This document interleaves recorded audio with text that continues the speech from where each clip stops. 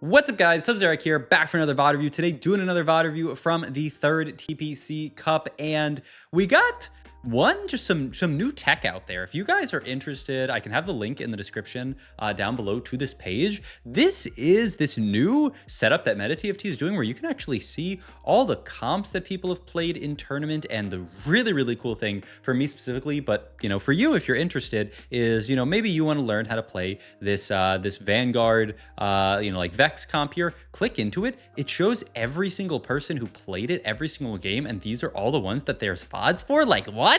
Isn't this tool actually crazy? This is not sponsored at all, by the way. I mean, MetaTFT, if you are out there and you want to sponsor the channel, I mean, my DMs are open. But like legit, no, not an endorsement whatsoever. It's just a really cool tool. So I'll have the link in the description for you guys for that. And I was browsing these stats from the TPC, and I saw something quite interesting scrolling around a bit. Fateweaver Twisted Fate here, 3.67 average, and actually one of these games is an 8th. So the other scores on it, only, a 3-game sample size, but if you just say probably HoroX was trolling this game, then we got just a 1-2. I mean, isn't that how stats work? You just throw out the ones that you don't like.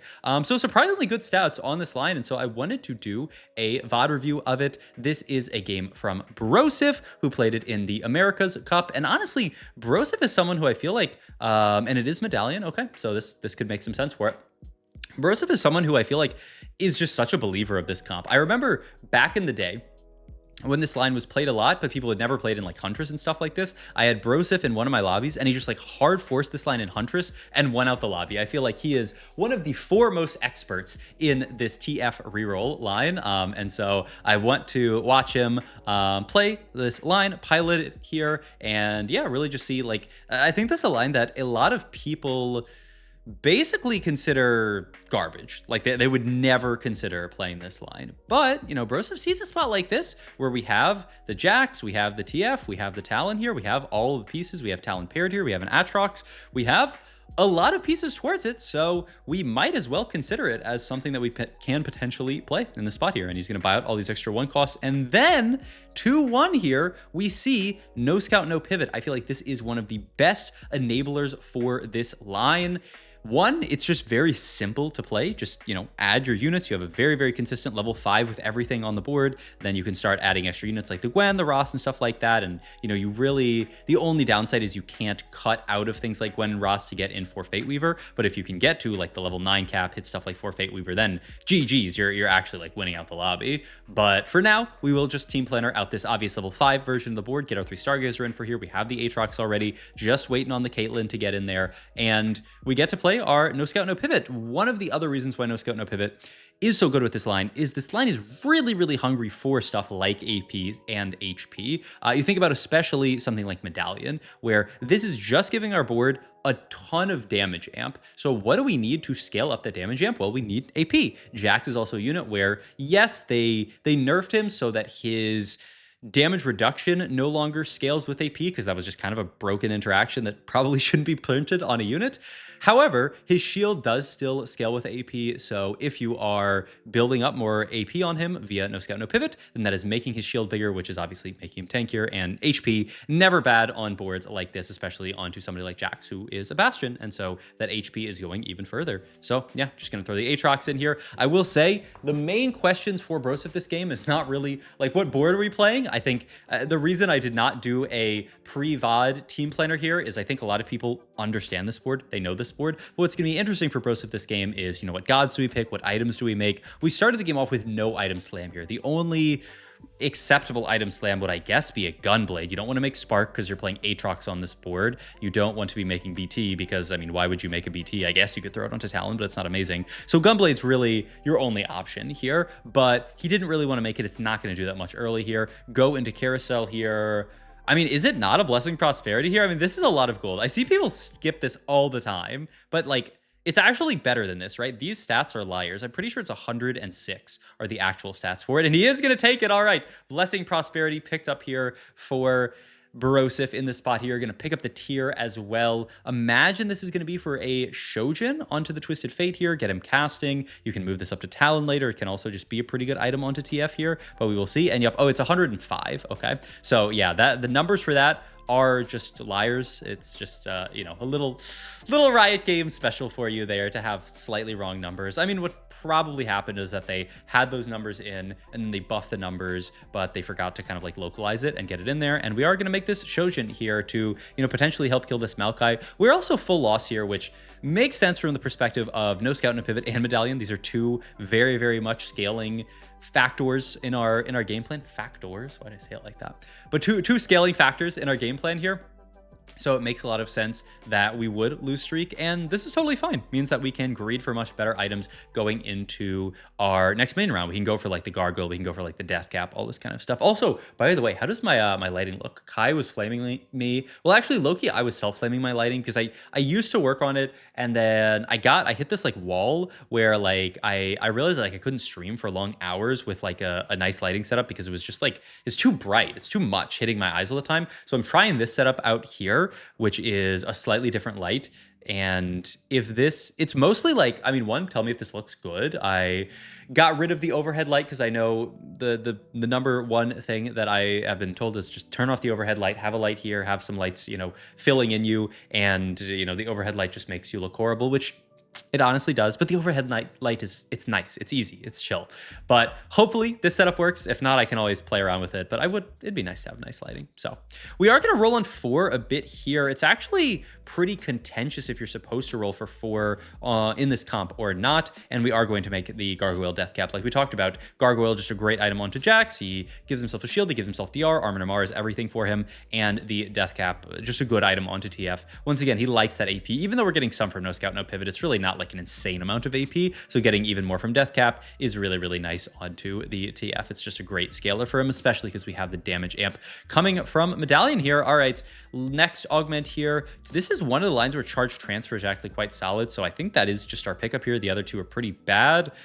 You could take tank item or you could take charge transfer here. The question is, are you confident in making it to your items? We're Soraka plus Varus. Soraka can give us items. This is higher cap. This is just like better right now. Curious to see what Broseph takes here. I always read this augment here. I think if I haven't seen this ahead of time, but I think if I want to learn from my own mistakes, it should be redemption. But like, I don't know if this is even that good of an item onto Jax here. I'm really curious to see what this take is here from Broseph, because I would always read the right side here, but I think it's like probably incorrect. It's probably like the best spike for your board right now is just getting an item onto Jax here. He does roll the charge transfer. He does take this here. Okay, we're learning. We're learning. I think this is a good actual thing for people to see here. And check this as well. Broseph opts to roll a little deep here with the idea that we're Jax paired here, and Jax 2 would be an immense spike this stage. It's going to save us so much HP. And we actually miss on it, which feels really, really bad. Drop below 40. This is worst of all worlds unless we can win this fight. And Jax is looking pretty tanky with this item here. So if you guys are kind of curious about like why he took this augment here, saying, well, you know, he could take charge transfer. Isn't that a really good combat augment in this line? Yes, but combat augments are always going to be worse than item augments if you haven't filled out your item slots, because just definitionally, a combat augment has to be worse than an item augment, or you would just always take a combat augment, right? The reason why combat augments are good is because they can scale you up past 3 items, right? You can get to a 3-item Jax and then have a second win on him healing it up, and that's like a 3.5 item, or even like a 4th item with some like prismatic augments and things like that. So in a spot like this where we're actually lacking items, we were only 1-item Jax there, getting that extra item onto Jax is really, really, really potent. Ephemeral rolls here are going to be very, very solid economy-wise here, and we are going to pick up the Chain Vest here. This builds into everything for Jax. It can be Crown Guard, it can be Protector's Vow, it could be another Gargoyles. If you have looked at Jax itemization, it's interesting. The stats actually still really, really like Gargoyle, Crown Guard, kind of his old school BIS.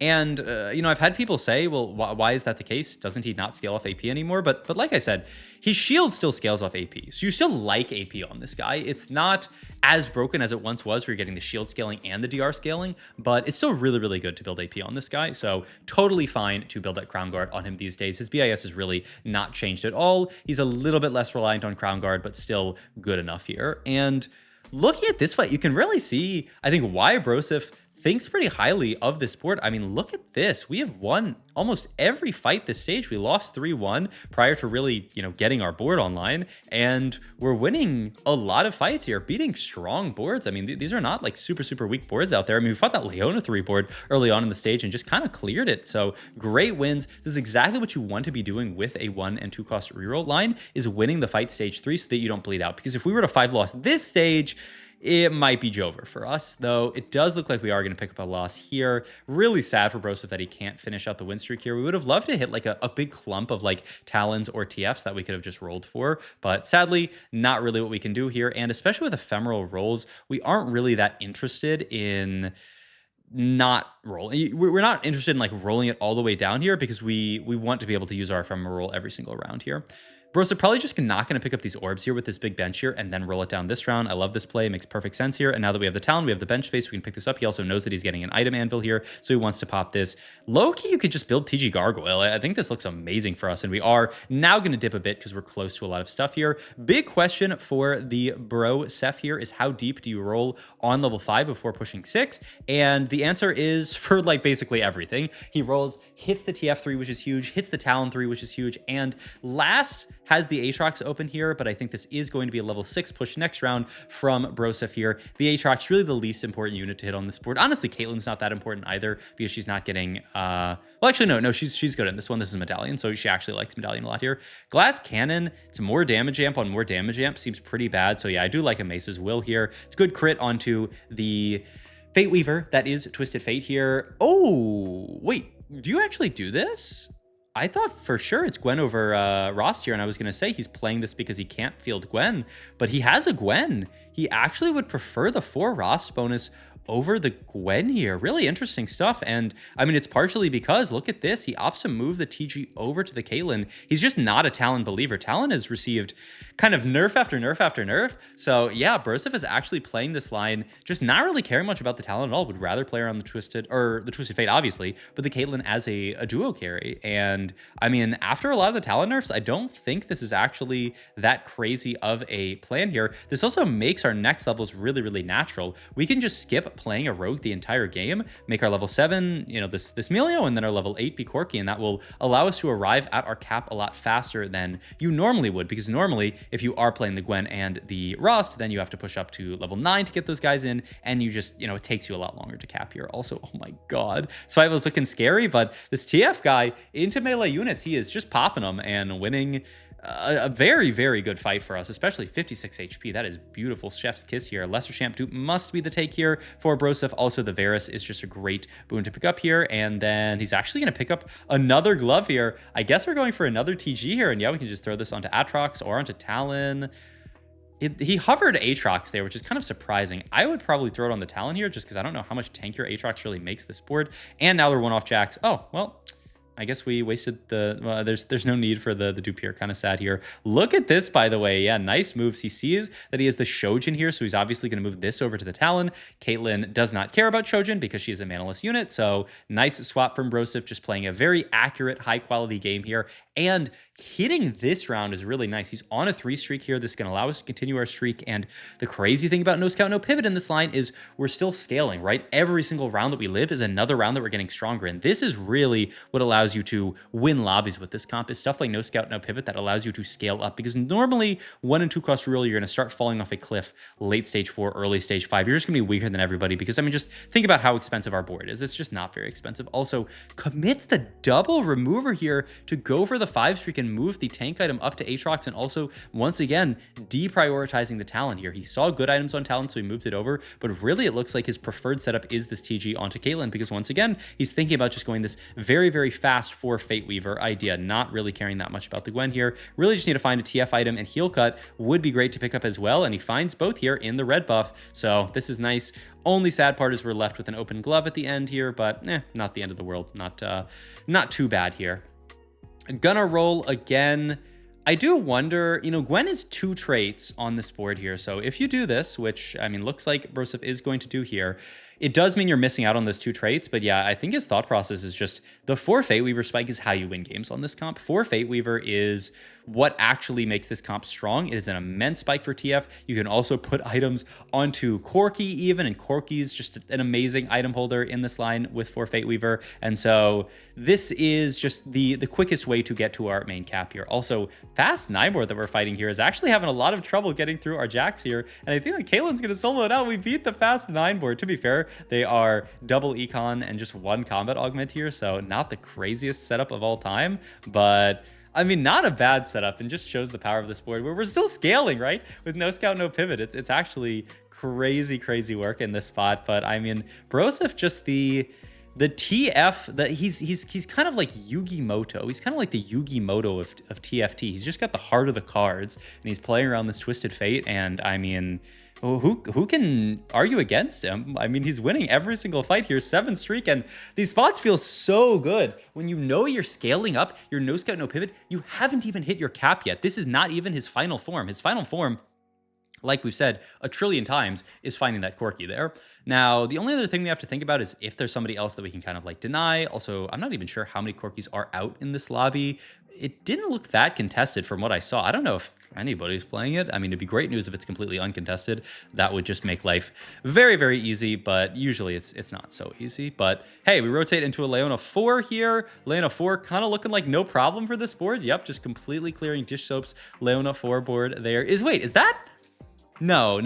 That's not the VOD that we already reviewed, right? I don't think so. Deathblade going to come down here. The idea being this can go on to... Wow, he's going to make the double swaps here. So he is going to make this the only item. I kind of thought...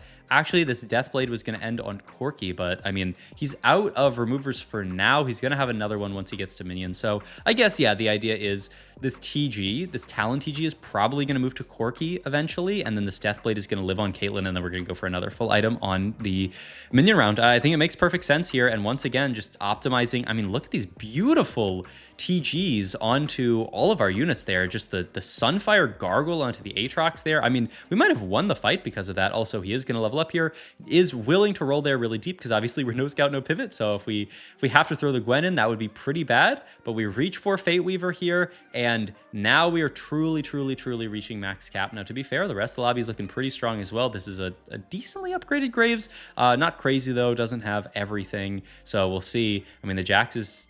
I mean, did a lot of work here and is actually still alive, and we're going to pick up the win here. That is top 3 locked in, and he's on a 10 streak. I mean, he makes this line look broken. And I mean, I think legitimately in his spot with no scout, no pivot, with the setup that he had, already having the Jax and everything, I think this actually is a broken spot for this line, but it's just so crazy. I think this is a line that on most people's tier lists in their mind, this is like, you know, a C tier comp or something. I don't know what TFT Academy has it as, but I mean, honestly, I kind of want to just go check it for content here. He's taking Shojin? Isn't it just Striker's Flail here for the Caitlyn? His idea is, oh, Shojin and then red buff here. Beautiful. I think it makes perfect sense, actually. The red buff not really great on TF or onto this guy because either way, you know, you're not spreading it greatly, but the attack speed is really nice here. And also the game is over. He double kills here and it's just over. Also, it is C tier on TFT Academy. So yeah, I mean, that's the long and short of it. Have you guys been playing this comp? How have your games been going on it? Let me know in the comments down below. Let me know what your thoughts on the different lighting setup here. I don't have a headache yet, so that's pretty good. That was always my issue, is I would get like a headache after streaming for a few hours. So I think maybe this works. I don't know. I've only been recording for 20 minutes. So, you know, maybe if I stream for 4 hours, I'll get a headache. We'll see. I'll figure it out. I'll figure it out. But yeah, thank you guys for watching as always. Like the video, helps out a ton, is completely free. Comments down below, subscribe to the channel, check out my Twitch down below. Of course, I'll have Broseph's links down below. If you guys don't know him, I'm sure you guys do. He's a very accomplished player, and check out my Metafight down below as well for all your coaching needs. All right, I will see you guys in the next one. Thanks for watching as always. Bye-bye.